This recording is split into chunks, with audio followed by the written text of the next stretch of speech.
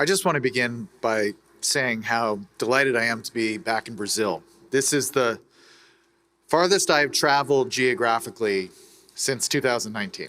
And I can't think of a more appropriate place to come back to. Brazil has been such a wonderful supporter of my books over the years. And so I'm delighted to have traveled for 9 hours from New York to get to here to speak to you tonight. It's a real treat to be back. As the introduction mentioned, I have written 13 books. And one of the things that's been wonderful about my career for me personally is that I've been able to write about a lot of different topics over the years. I have written a book about video games and popular culture. I wrote a book about cholera and epidemic disease in the 19th century. And I wrote about a pirate from 300 years ago and about life expectancy in the latest book. But the common thread that unites all of those different projects is really the question that I want to talk to you about tonight, which is the question of where good ideas come from, the question of innovation. What is it about the people and the places and the organizations, the cities, that have an unusual track record of generating transformative ideas, ideas that really drive progress and change the world?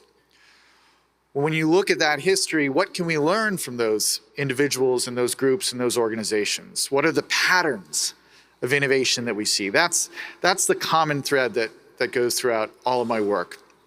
And so what I'm going to do in our time together tonight is really actually do a kind of a survey across really 4 or 5 of my books and tell you some stories from history, some recent history, some further back, that I think really illustrate these patterns of innovation as I've kind of discovered them over the last 20 years or so of writing these books.